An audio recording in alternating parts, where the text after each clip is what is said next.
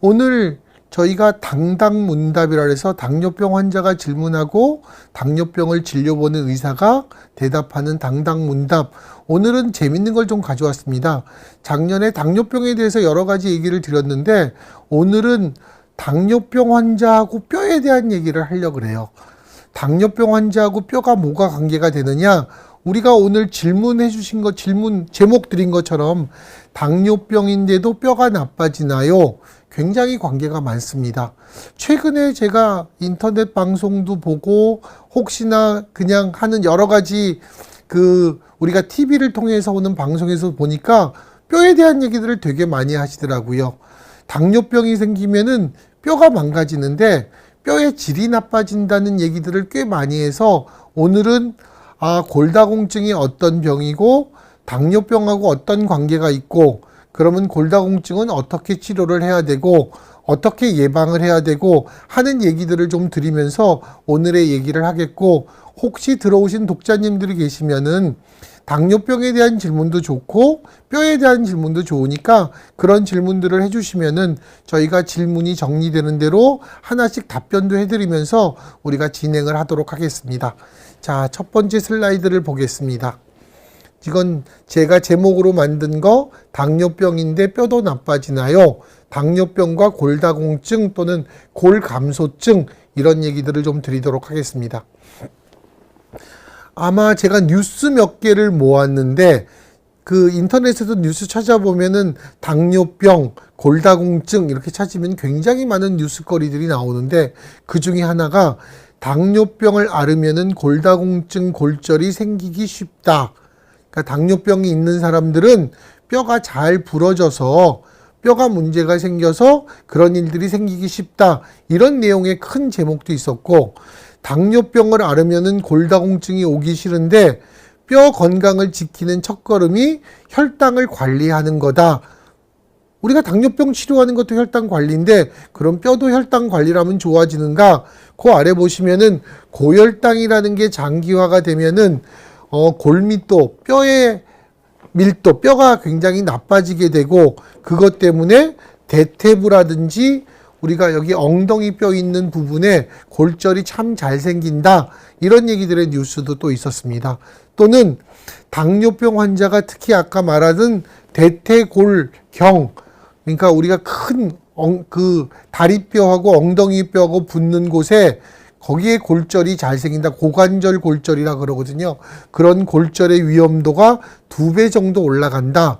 그러니까 이 얘기는 당뇨병 환자가 걸어 다니다가 엉덩방아를 찌면은 당뇨병이 없는 사람보다 2배는 뼈가 잘 부러진다는 얘기니까 당뇨병과 관계가 많겠죠.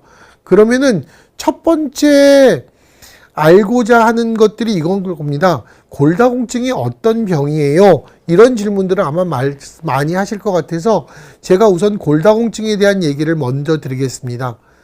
우리 뼈는 뼈 안이 튼튼해서 우리가 걷거나 움직이거나 넘어지거나 했을 때 부러지면 안 됩니다. 그런데 골다공이라는 거는 뼈가 충실히 잘 차 있어야 되는데 그 안에 구멍이 숭숭 뚫리게 돼요. 그래서 뼛속에 구멍이 뚫린, 뼛속에 구멍이 많이 생겼다. 그래서 골다공 이렇게 부릅니다.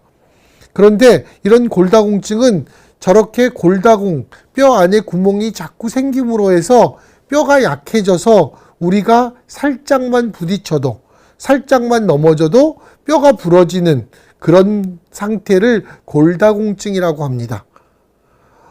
예전에 그런 생각들을 해봐요.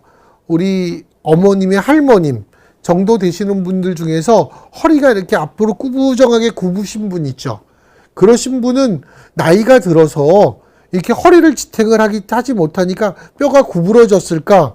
근데 최근에 60대 분들 보면은 그러신 분들이 별로 없거든. 그래서 옛날에는 일을 많이 해서 구부리고 일을 많이 해서 한 줄 알았는데 최근에 다시 돌아보면 그런 꼬부랑 할머니들이 허리뼈가 자꾸 조금씩 분질러집니다. 그래서 압박골절이라고 또 뒤에 말씀을 드리겠는데 그런 것 때문에 문제가 됐었고 그거의 원인이 골다공증이지 않았나 이렇게 생각을 해봅니다. 그리고 이런 골다공증은 아니어도 정상뼈, 골다공증뼈 그 중간을 우리가 골감소증이라고 얘기합니다. 골감소증은 골다공증의 전 단계입니다. 골다공증으로 이어질 확률이 굉장히 높기 때문에 자, 이때부터 관리를 잘 하셔서 골다공증으로 넘어가서 뼈가 부러지는 일을 예방하세요. 그런 일이 생기지 않도록 하세요. 그렇게 얘기를 하는 게 골감소증의 단계입니다. 옆에 뼈를 보시면은 아까 그림에서 골다공증이 있는 뼈를 보여드렸고 50대, 40대, 60대, 70대가 되면서 점점 등이 굽어서 예전에 고브랑 할머니처럼 변해가는 것, 저런 것들이 되게 골다공증 때문에 생기니까 골다공증도 우리가 관리를 잘해서 평생 지나면서 꼿꼿하게 허리를 가지고 있는 그런 노인이라 그러면 아니고 나이 드신 분이 되기를 제가 바라면서 이런 주제를 가지고 했습니다. 자, 그러면은 골다공증을 환자한테 얘기를 드리면은 아픈 병인가요? 이거를 제일 많이 물어보세요. 골다공증은 아픈 병인가? 절대로 아픈 병이 아닙니다. 우리가 뼈를 보면은 허리뼈도 이렇게 허리뼈가 하나, 둘 이렇게 마디마디 되어 있죠. 나중에 사진 한 장도 보낼 텐데 마디마디 되어 있는데 우리가 허리가 아픈 거는 마디하고 마디 사이에 우리가 디스크라고 하는 부분들이 있습니다. 그거는 물렁뼈로 허리뼈가 이렇게 완충할 수 있도록 그렇게 해주는 부분인데 그 부분에는 신경가닥이 나옵니다. 그리고 그 부분이 좁아지거나 이게 그 부분이 닳게 되면은 우리가 허리가 아픈 일이 생깁니다. 근데 골다공증은 그 가운데 부분이 아니고 허리뼈 있는 그 네모난 부분에 뼈가 자꾸 약해져서 내가 넘어지거나 엉덩방아를 찍거나 또는 계단을 잘못 내려오거나 그랬을 때 그 부분이 뭉개져 버립니다. 그렇게 해서 그 부분에 뼈가 부러지기 때문에 생기는 문제가 골다공증이기 때문에 골다공증 자체는 통증을 별로 느끼지 못합니다. 그래서 골다공증 자체는 아픈 병이기보다는 계속 얘기를 드리지만은 골절의 위험성이 증가되기 때문에 골절이 생겨서 아프긴 할 수 있는 그런 문제가 골다공증입니다. 그래서 부러지지 않게 예방하는 게 가장 중요한 병이 골다공증이어서 골다공증은 아프기 전부터 치료를 해야 되는 병입니다. 그러면은 골다공증이라는 게 생겨서 뼈가 부러지면 다시 붙으면 되지 그게 문제가 되나요? 우리가 손목뼈가 부러졌거나 우리 젊은 친구들 또는 어린 친구들은 이제 운동하다가 뼈가 부러지면은 기부스하고 나서 몇 개월 지나면은 금방 붙어버리거든요. 그럴 때는 별로 문제가 생기진 않죠.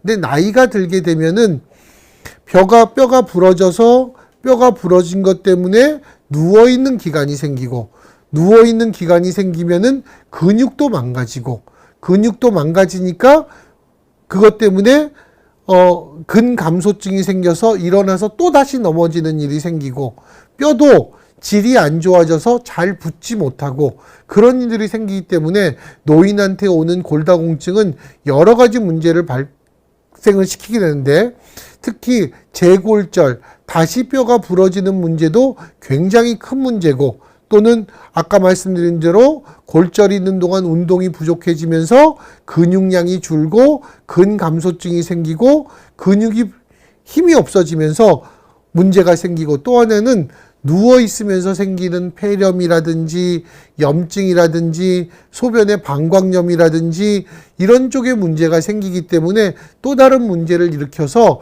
결국은 노인분의 골다공증은 여러 가지 원인으로 해서 병원에 있는 기간을 점점 더 길게 만드는 그런 문제가 되는 게 골다공증이지 않습니다. 자, 옆에 그림이 하나 있는데 그림은 무엇이냐? 우리가 뼈라는 게 어느 정도 뼈의 양이 되면은 골절 한계선이라 그래요. 그러니까 이 정도 이하로 떨어지면은 잘 부러질 수 있는 그 한계선 위에가 있는데 그 한계선이 어느 정도가 유지가 되면 좋은데 그거보다 낮아지면 뼈가 부러져서 골다공증은 저런 골절 역치, 골절 한계선 밑으로 뼈가 자꾸 내려가기 때문에 문제가 되는 겁니다. 아마도 저 그래프는 또 한 번 얘기를 드릴 텐데 저 그래프를 잘 기억해 주셨으면 좋겠어요. 자, 앞에서 골다공증처럼 뼈가 구멍이 잘 생기고 뼈에 숭숭 구멍이 생기면은 뼈가 약해지고 잘 부러지는데 골다공증에 의한 골절, 골다공성 골절 이런 얘기를 드렸는데 특히 어디에 부러지는 게 이거랑 관계된 골절이냐? 첫 번째는 척추뼈에 생기는 압박골절입니다. 보시게 되면은 척추뼈는 이렇게 네모나고 뒤에 꼬리를 가지고 있는 아마 이런 뼈들을 많이 보셨던 게 어떤 거지? 음식 중에서 이렇게 등뼈가 나오는 등뼈찜이라든지 이런 데 보시면 이런 뼈를 봤을 텐데 이렇게 네모나게 생긴 동그란 원추형의 뼈가 있고 뒤가 있습니다.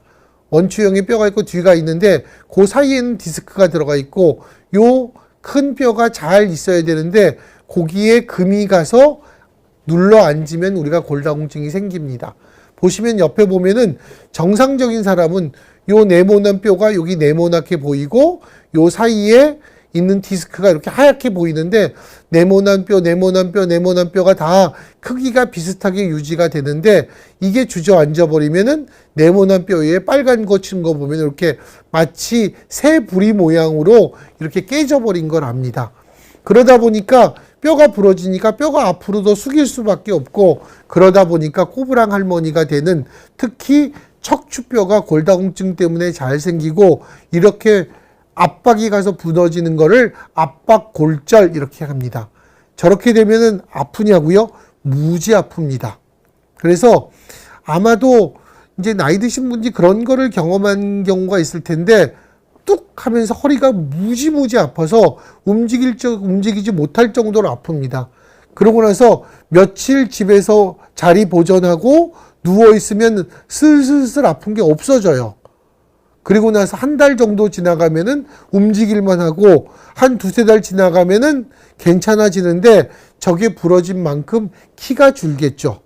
근데 저 뼈가 하나만 부러지면은 그게 크게 내가 허리가 굽거나 그러지 않는데 그 아래 것도 부러지고 그 아래 것도 부러지면 점점 뼈는 무너져서 앞으로 숙이면은 꼬부랑 할머니가 돼버리는 게 척추의 압박골절입니다.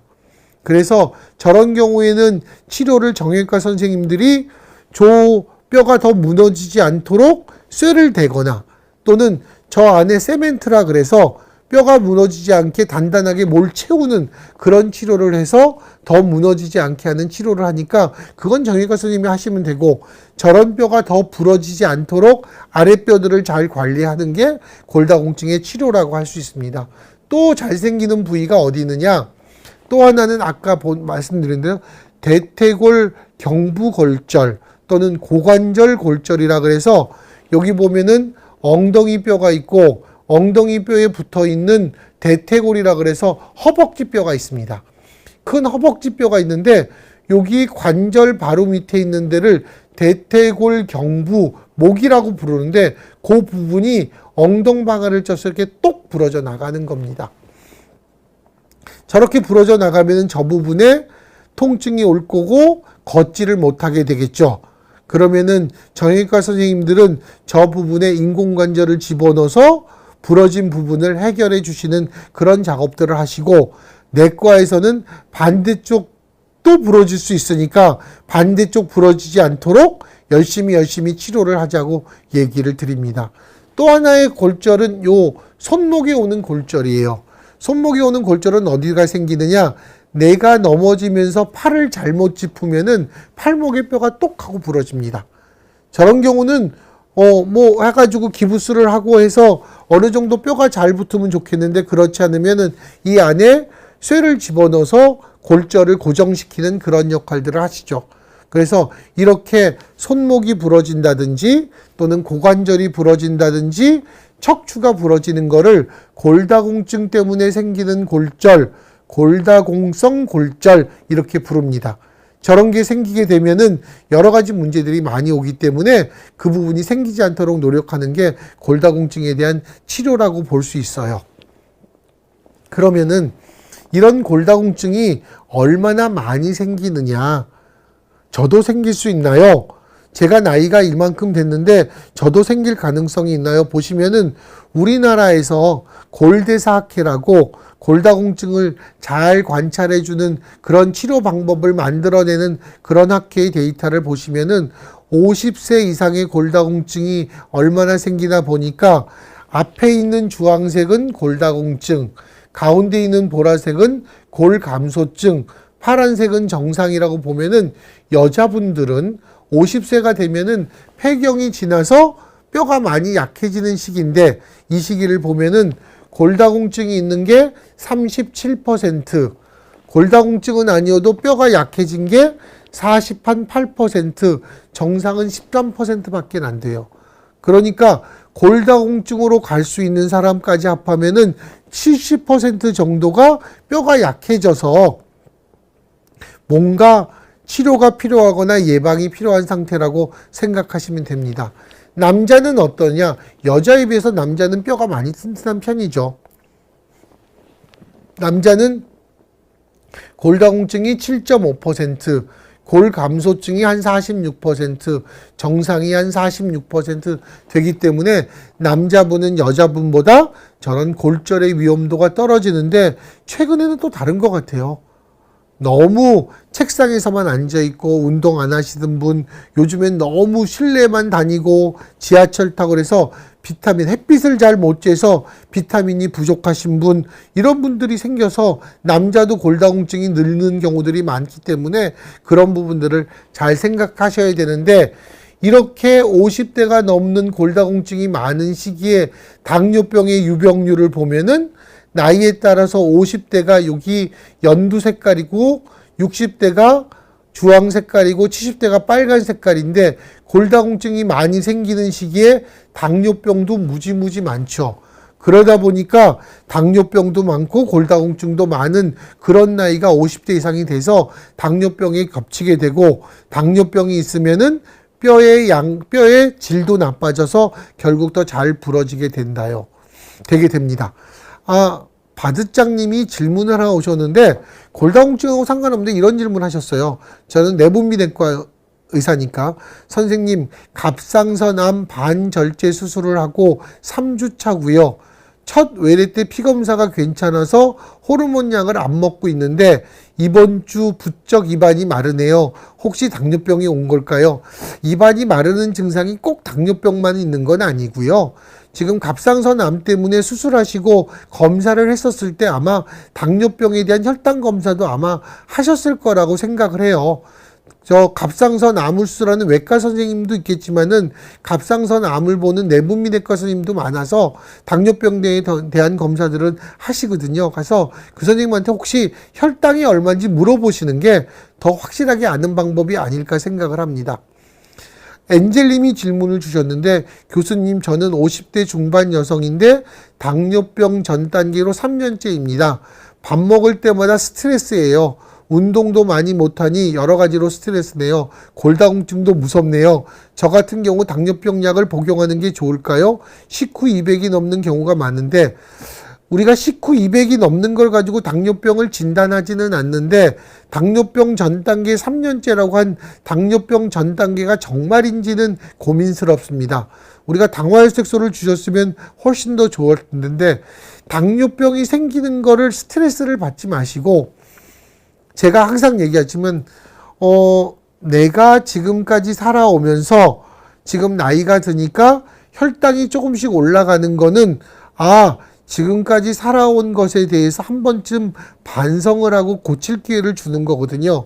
그래서 당뇨병 전 단계라고 하면은 내가 지금 50대까지 운동도 많이 못하고 식생활이 안 좋았으니까 지금부터라도 식생활을 좀 제대로 하고 운동을 하면은 나중에 이런 일이 없을 수 있다는 얘기니까 스트레스를 받지 못하고 받으시지 마시고 오히려 운동이나 지금 식사하는 것들을 조금 더 잘 하시면은 오히려 당뇨병으로 넘어가지 않을까 생각이 들고요.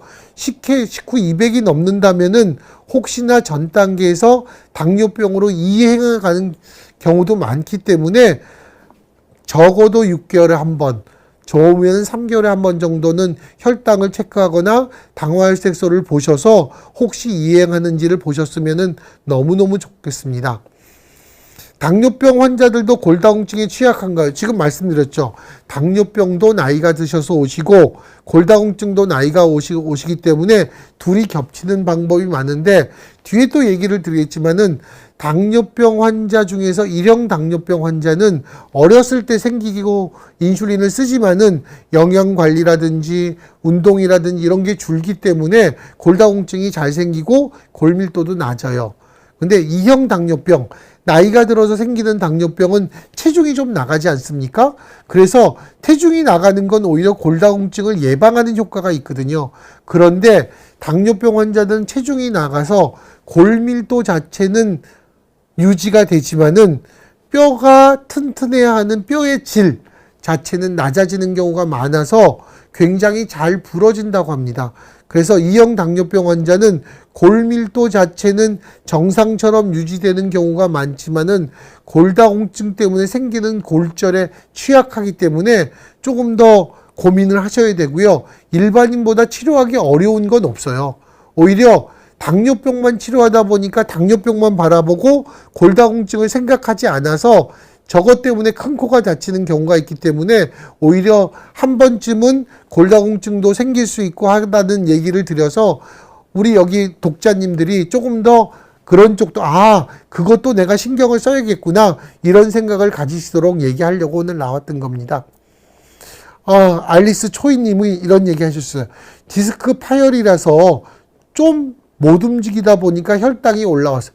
참 당뇨병 환자분들이 운동을 해야 되는데 디스크가 있거나 척추 협착증이 있으면 움직이질 못해서 저것 때문에 혈당이 슉 올라가는 경우가 많았어요. 그런데 식단 조절을 3달 하다 보니까 당화혈색소는 좋아졌는데 식곤증이 와서 걱정이네요. 참 어렵습니다. 식단 조절하시다 보면 오히려 식사를 좀 덜 하시면은 식곤증이 들어오시는데 오히려 저런 경우에는 식사를 너무 덜 하다 보니까 여러 가지 미네랄이든지 비타민이든지 부족하다 보면 식곤증이 오니까 혹시 식사 조절하시는 분들은 영양제 하나, 종합영양제, 요즘에 여러 가지가 많이 들어가는 종합영양제 선전도 많이 하다 보니까 하나씩 드시는 거는 굉장히 식곤증을 예방할 수 있고 좋아서 비타민을 좀 섭취해 보시면 조금 더 좋을 것 같아요. 오늘 질문이 되게 많네요. 쪼꼬송이 냠냠님이 선생님 뼈 밀도가 낮은 사람은 웨이트 운동을 하면 안 되나요? 그렇지는 않습니다. 뼈 밀도가 낮은 사람은 웨이트 운동을 단계별로 해야겠죠. 우리가 우선은 뼈 밀도가 낮은 사람은 근육량도 낮은 경우가 많아서 근육에 대한 운동을 한 번에 해버리면은 뼈가 못 견디는 경우들이 많으니까 운동량을 서서히 늘려가는 게 굉장히 중요하다고 생각합니다. 엔젤님이 아까 질문해주고 또 했는데 식후가 200이 넘는데 당화혈색소는 6.5 이하라고 합니다. 6.0, 6.3. 공복은 100에서 115 정도. 이러시면은 식후 200에서 올라가는 시간이 굉장히 짧으신 거예요. 이럴 때는 아직은 약 처방이 안 됩니다. 물론 여러 가지 연구를 보면은 저렇게 당뇨병 전 단계인 사람이 당뇨병으로 넘어가는 걸 예방하기 위해서 약물 치료도 있고 식생활을 조절하거나 운동하는 것도 있었는데 제일 효과적인 게 무엇이었느냐? 식생활을 바꾸고 운동하는 생활 개선 요법을 하는 게 당뇨병으로 넘어가는 가장 좋은 치료였습니다. 당뇨병 약도 도움이 됐지만은 그보다 더 좋은 치료가 그거였기 때문에 약을 드시는 거는 보험도 되지 않겠고 하기 때문에 약보다는 오히려 적절한 운동, 식사 조절이 훨씬 더 효과적일 거라고 생각을 합니다. 자, 지나가서 골다공증은 50세 이상이면 많이 생기고 특히 당뇨병도 그 시기에 많이 생기기 때문에 당뇨병과 골다공증이 겹치는 경우도 많아서 문제가 되고 당뇨병 환자서는 당뇨병의 뼈 양은 유지가 되지만 당뇨병 때문에 혈당이 높아지면은 뼈의 질이 나빠진다는 건 꼭 기억하고 계셨으면 좋겠어요. 그러면은 우리가 골다공증이 생기는 이유가 무엇일까? 이거 한번 고민해 보셨으면 좋겠어요. 골다공증이 왜 생기느냐? 두 가지입니다. 첫 번째는 뼈가 너무 많이 없어서, 나이가 들었을 때 50세를 기준으로 했을 때 뼈 양이 너무 적어서, 두 번째는 뼈가 너무 많이 빠져서. 이 두 가지겠죠. 그러면 첫 번째, 뼈 양이 적은 원인은 뭘까? 우리가 뼈 양은 언제 많아지느냐? 10대부터 30대까지 많아집니다. 어디 채널을 보니까 10대부터 30대까지는 뼈를 저축하는 시기라 그러는데, 최대 골밀도라는 뼈가 최고로 튼튼해질 수 있는 때가 30대까지입니다. 그때 운동 열심히 하고 우리가 뼈에 좋은 우유 많이 먹고 그러면은 튼튼한 뼈를 가지고 있겠죠. 그러면 많은 뼈를 가지고 있기 때문에 나중에 뼈가 없어지더라도 아까 우리가 뼈가 부러지는 수치까지 잘 떨어지진 않아요. 여자는 남자보다 30대 때 최대로 뼈가 늘어나는 게 적습니다. 남자는 운동을 하고 남성 호르몬이 있어서 훨씬 더 많이 올라갑니다. 그래서 여자가 남자보다 골다공증이 많이 생길 수 있는데, 여자는 또 하나의 이벤트가 있습니다. 50대가 되면서 우리가 여성 호르몬이 없어지는 폐경기가 되면은 골밀도가 급속히 나빠집니다. 근데 남자는 폐경기랑 비슷하게 남성 갱년기도 생기는데 남성 호르몬이 급격하게 떨어지질 않아요. 천천히 떨어지기 때문에 여자처럼 폐경기 때 확 떨어지는 게 없어서 남자분들이 여자분보다 훨씬 골밀도가 유지가 되는 이유가 거기 있습니다. 그래서 여자분들은 초기에 뼈 양을 많이 맞춰야 되고 폐경기를 잘 지내야지 골다공증이 안 생기는데, 뼈가 많이 생기는 시기에 내가 자꾸 굶었어. 그리고 너무 마른 걸 좋아해서 자꾸 다이어트하고 안 먹어. 그러면 최대 골밀도라는 게 낮을 수밖에 없으니까 그런 여자분들이 남들보다 더 오래 생리를 하느냐? 아니거든요. 똑같은 시기에 생리가 끝나는 폐경기가 되다 보니까 적은 뼈가 갱년기를 만나면은 금방 골다공증이 생겨서 부러지죠.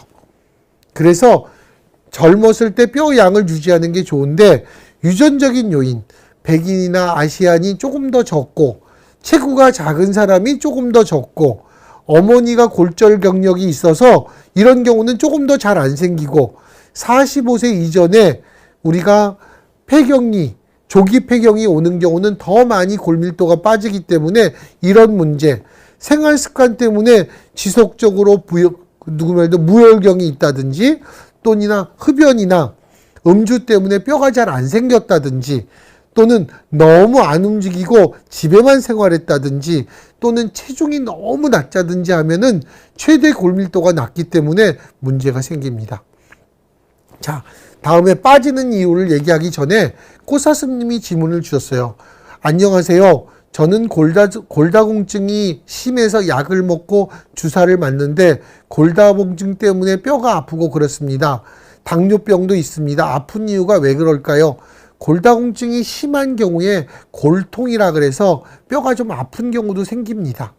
저거는 뭐라고 생각하면 뼈에 미세골절이 생겨서 아픈 경우도 있고, 치료를 하면서 뼈가 늘어나기 때문에 아픈 경우도 생긴다 그래요.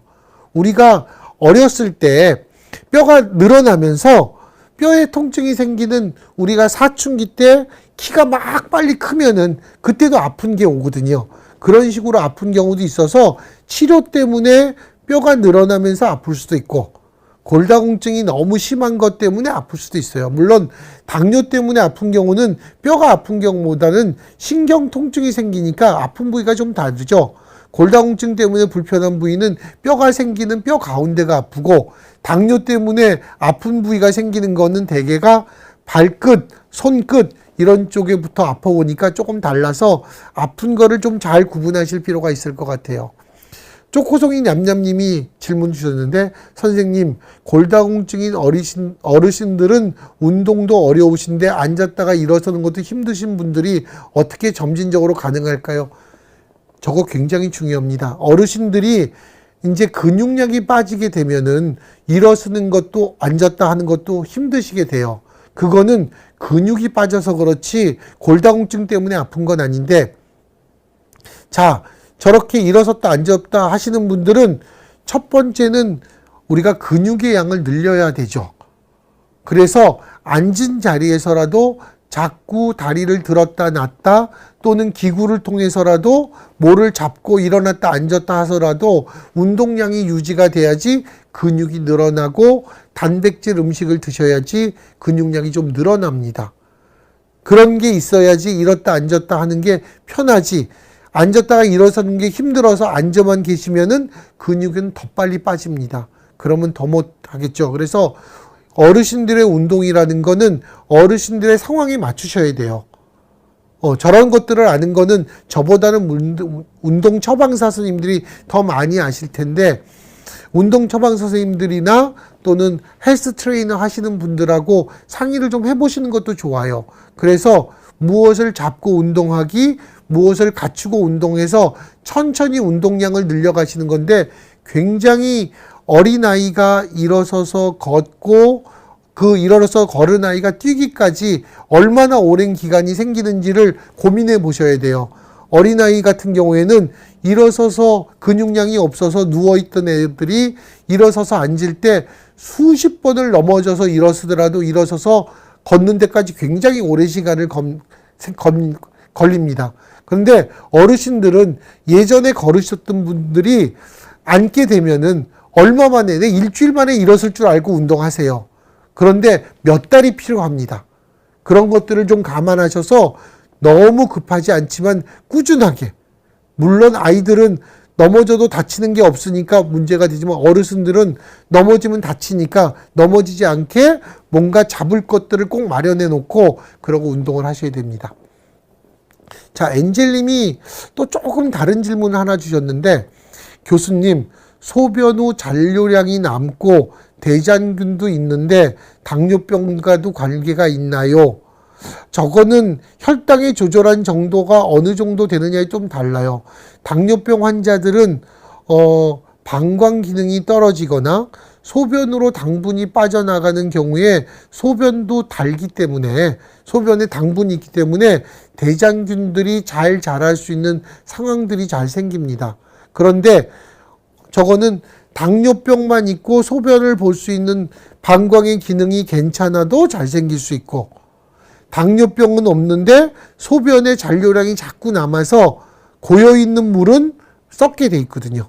고여있는 물들이 생기면은 대장균이 잘 생깁니다. 그래서 저렇게 잘 생기는 경우는 방광 기능이 생겨도 방광염이 잘 생기고, 당뇨병이 있고 방광 기능이 정상이어도 잘 생기기 때문에 따로따로 생각하거나 겹쳐 생각하시면 되고요. 항생제를 먹으면은 균이 잘 쓴습니다.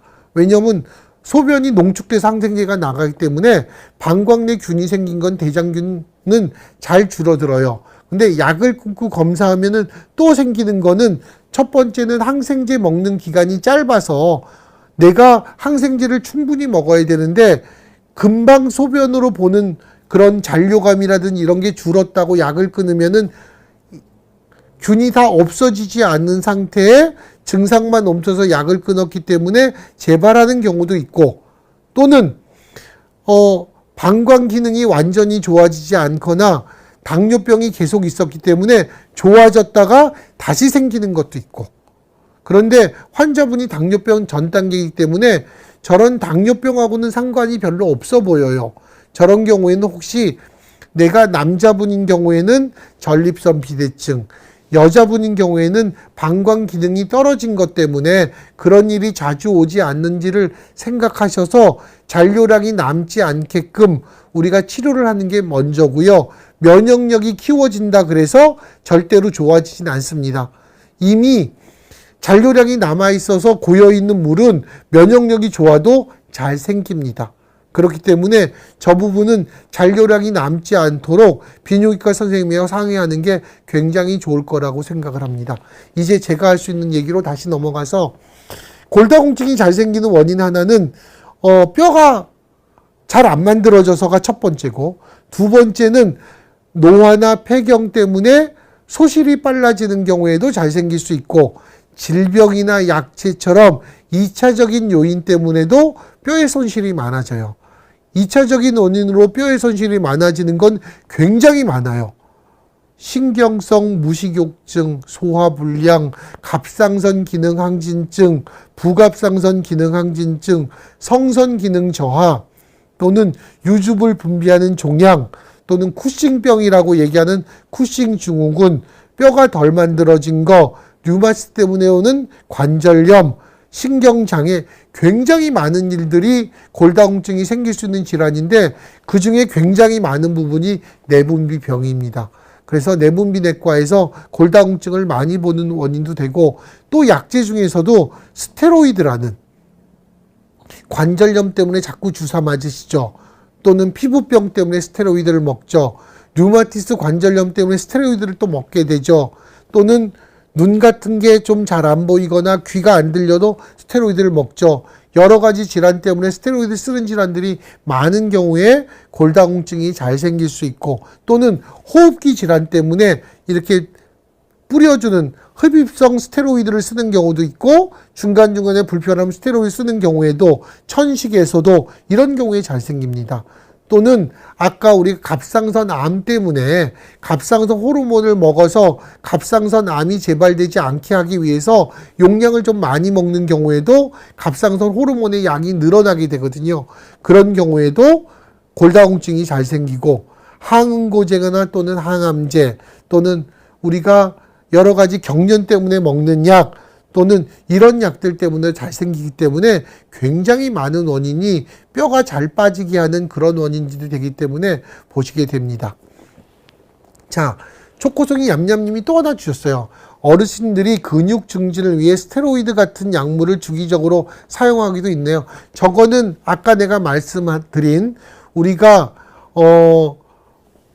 숨 쉬거나 어려울 때, 또는 염증을 가라앉기 위해서, 통증을 줄이기 위해서 쓰는 거는 우리가 글루코스테로이드, 당화 스테로이드 이렇게 얘기를 합니다. 그런 거 말고 남성 호르몬 같은 것도 스테로이드 제제예요. 남성 호르몬은 운동선수들이 근육을 늘리기 위해서 쓰는 것도 있습니다. 그래서 어르신들이 근육이 너무 빠진 경우에는 남성 호르몬이 어느 정도인지를 봐서 남성 호르몬을 치료하면서 근육량을 늘리는 경우도 있습니다.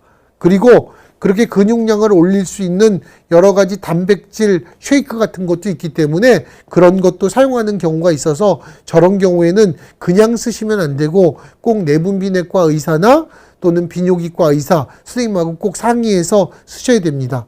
어르신이 남성인 경우에는 저렇게 근육을 위해서 남성 호르몬을 썼다가 우리가 그 전립선 같은 데 문제가 생기면은 좋은 점보다는 나쁜 점이 많이 생기겠죠. 또는 남성 호르몬 같은 경우는 먹는 약이나 바르는 약도 있기 때문에 쓰시게 되는데, 그런 경우에는 간 기능 이상이 오거나 그러기 때문에 꼭 상의를 한 다음에 쓰시는 게 좋겠습니다.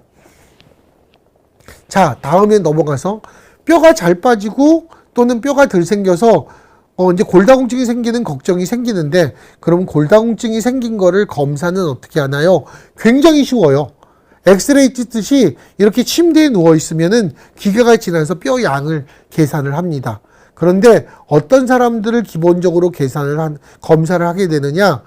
대개는 무월경이 생겨서 문제가 돼서 생기는 폐경 전의 여성, 또는 골다공증의 위험성이 높은 너무 저체중이 있거나, 그렇게 비외상성 골절, 아까 골다공증성 골절이라는 게 생겼거나 과거력이 있거나 가족력이 있는 사람, 외과적 수술 때문에 또는 40세 이상의 조기 폐경이 왔던 사람, 이런 사람은 폐경 전이라도 또는 폐경의 이행기라도 꼭 해야 되고, 폐경 후 여성들은 꼭 하는 게 좋고, 남자도 골다공증의 위험 요소가 있는 70대 미만의 남성도 해야 되지만은 70대가 넘은 남성도 골밀도 검사를 해야 되고, 골절에 과거력이 있거나 또는 엑스레이를 찍었는데 뼈가 너무 투명하게 보여, 이런 경우, 또는 아까 말한 2차성 골다공증이 의심되는 경우, 이런 경우에 하게 되고, 또는 치료를 받는 경우에는 치료에서 얼마나 좋아졌는지를 알기 위해서 저런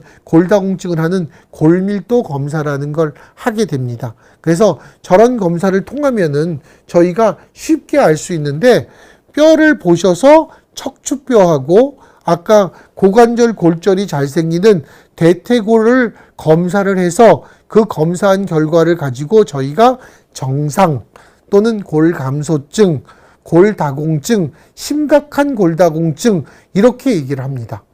그래서 수치를 봤을 때 정상이라고 하는 거는 0이면 되게 정상이에요. 0에서 마이너스 1 이상을 정상이라고 그러고 마이너스 1에서 마이너스 2.5 정도를 골감소증, 마이너스 2.5 이하를 골다공증, 그리고 골다공증이 있으면서 아까 골다공증 때문에 생기는 골절이 생기는 걸 심한 골다공증이라고 얘기를 합니다.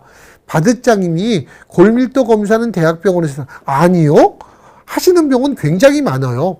건강검진센터에서도 굉장히 많이 해요. 그런데 대부분 저렇게 누워있는 골밀도 검사 기계는 조금 큰 병원에서 하겠죠. 그래서 준종합병원이나 건강검진센터 이런 데서는 다 합니다. 요즘엔 보건소에서도 많이 합니다. 그렇기 때문에 그걸 보시고 검사를 하시면 되고, 저거를 좀 간략하게 한 게 여기 우리가 손목이나 발 뒤꿈치에서 하는 골밀도 검사는 저거보다는 조금 검사의 정밀도가 적기 때문에 하는 검사도 있고, 대학병원에서는 골밀도 검사 말고 CT를 찍어서 골의 양 또는 골의 질도 검사하는 방법들도 있기 때문에 하지만은 지금 가장 많이 쓰는 방법은 저렇게 누워서 하는 골밀도 검사를 가장 많이 쓰기 때문에 요즘엔 굉장히 흔히 하는 검사에서 조금만 관심이 있으시면 어디든지 하실 수 있습니다. 자, 이런 식으로 우리가 그렇게 사진을 찍어서 사진을 보고 자, 현재 상태가 어떤지를 알 수가 있기 때문에 쉽게 할 수 있는 검사라고 생각을 합니다. 자, 그럼 내가 골다공증이 좀 있대요. 있으면 치료를 해야 되는데 어떤 치료가 중요할까? 제일 중요한 치료는 역시 먹는 것과 운동입니다. 근데 먹는 게 조금씩 다르죠. 골다공증은 뼈를 올려야 되니까 제일 중요한 거는 칼슘이라는 수치를 좀 봐서 해야겠죠. 그래서 칼슘이 많은 것 또는 칼슘 흡수에 도움이 되는 음식, 비타민 D라든지 유당이라든지 이런 것들이 도움이 되고, 도움이 안 되는 거는 커피에 많이 들어가 있는 카페인, 음주 또는 지방이 너무 많은 음식, 너무 짠 음식 이런 것들은 도움이 안 됩니다. 칼슘을 빠져나가기 때문에. 또는 칼슘이 많아서 권장하는 거는 우리가 저지방 우유나 요구르트, 생선이나 또는 해조류 또는 콩이나 두부, 우유 이런 것들이 굉장히 좋아요. 반대로 권하지 않는 거는 짜고 또 누구 말대로 육류가 너무 많고 곡물이 많고 섬유질이 많아서 흡수가 덜 되는 거, 시금치 같은 거, 땅콩 같은 거랑 우유랑 같이 섭취할 때 이런 거는 도움이 안 된다고 합니다. 자, 운동은 대개는 조금 우리가 유산소 운동, 무산소 운동보다 골다공증 운동은 뼈에 영향을 주고 뼈에 충격을 주는 운동이에요. 그래서 환자분들한테 제일 좋은 운동은 줄넘기라고 하는데, 줄넘기를 할 수 있는 나이 드신 분들이 별로 없어요. 왜냐하면 줄넘기를 하려면 무릎의 관절이 굉장히 좋아야 되는데, 무릎 관절이 좋으신 분들은 운동을 열심히 하신 분들도 많아서 오히려 골밀도가 좋은 분들이 많죠. 그래서 뛰는 운동, 가볍게 하고 근육량을 올리는 운동이 굉장히 좋은데 30분 이상 주 3회 이상 하는 거는 당뇨병의 운동하고 똑같습니다. 이런 운동들이 굉장히 중요합니다. 쪼꼬송이 냠냠님이 또 하나 질문을 주셨습니다. 선생님, 골밀도 측정은 큰 병원에서 할수록 정확도가 높아지나요? 골밀도는 측정할 때 수치 변화가 큰가요? 저거는 조금 다른 건데, 기계는 똑같습니다. 기계는 똑같은데 기계에 대한 우리가 질을 유지하는 것, 우리가 QC라고 얘기를 합니다. 어떤 것들도 기계가 계속 같은 결과를 나타낼 수 있도록 우리가 관리를 해야 되죠. 그 관리를 잘하는 곳이 아마도 큰 병원이지 않을까 해요. 큰 병원 같은 경우는 골밀도를 찍는 사람이 따로 있기 때문에 그분이 골밀도를 찍을 때 하는 검사하는 방법, 찍는 부위, 그 다음에 골밀도를 측정할 수 있는 부분을 체크하는 방법들이 일정하겠죠. 그리고 그 기계를 잘 관리하겠죠. 그러면은 측정이 정확하고 오차가 적겠죠. 그런데 병원마다 회사마다 원래는 같은 거를 가지고 항상 그 QC를 하도록 돼 있어요. 그래서 보건소에 있는 것도 QC를 하고 개인 병원에 있는 것도 QC를 하고 우리가 건강검진센터에는 QC를 하는데 QC를 얼마나 잘했냐에 따라서 검사의 정확도는 높아지고 오차가 적겠죠. 그래서 그런 것들이 필요하다고 생각을 합니다. 자, 엔젤님이 교수님, 저는 폐경이 4년차 됐고요. 리비알이라는 약을 복용 중이에요. 리비알은 굉장히 좋은 약이에요. 리비알은 우리가 여성 호르몬 때문에 생길 수 있는 여러 가지 부분, 유방암이나 또는 자궁 내막암 같은 게 생길 수 있는 부분을 빼내고 있는 여성 호르몬이라고 생각하시면 돼요. 복용했는데 외관상 골격이 가는 편인데 골다공증을 검사하면은 제 나이 기준보다 결과가 좋다 그래요. 그거는 정말로 어렸을 때 또는 폐경이 되기 전에 관리를 잘 하셨고 부모님들이 좋은 뼈를 주신 것 같아요. 이것도 유전일 수 있어요. 그리고 마른 사람은 골다공증이 빨리 온다는데 마른 사람보다는 마른 체중을 유지하기 위해서 너무나 그 영양 관리를 좀 못했던 자꾸 굶었던 사람들이 잘 오는 거고 마른 사람도 통뼈가 있습니다. 운동 열심히 해서 마르신 분들은 골다공증 안 와요. 그런데 말랐는데 마르기 위해서 생판 식사를 안 하고 굶고 음식만 안 먹고 이래서 마른 사람은 골다공증이 빠른 거여서 골격이 내가 말랐다 그래서 골다공증이 꼭 오는 건 아니지. 그래서 마른 거를 유지하기 위해서 열심히 운동하신 분들은 뼈가 더 튼튼합니다. 그렇기 때문에 좋습니다. 바드장님이 그랬어요. 아까 골다공증이 오는데 카페인을 많이 먹으면 안 좋다 그러는데 하루에 한 잔 정도는 문제 없습니다. 그런데 하루에 여러 잔씩 커피를 먹는데 이거 보면은 또 그래요. 커피에 카페인이 많은 커피를 많이 먹으면은 골다공증은 또 와요. 반대로 당뇨병에는 좋대요. 그러면 어찌해야 될까요? 그거는 그 환자의 상황마다 좋죠. 자, 세한도님이 또 왔어요. 교수님, 수영을 하면 좋을까요? 수영을 하면은 일단은 근육량을 유지하는 데 좋으니까 골다공증에 좋을 수 있습니다. 하지만 수영이라는 거는 우리 체중을 느끼지 못하고 하는 운동이거든요. 그래서 저렇게 우리가 뭐라 그러죠? 중력의 영향을 덜 받을 수 있는 운동은 오히려 골다공증에 좋지는 않아요. 골다공증이 제일 잘 생기는 사람이 누굴까요? 우주인입니다. 우주를 갔다가 오면은 근육도 빠지고 뼈가 굉장히 많이 빠집니다. 중력을 느끼지 못하기 때문이거든요.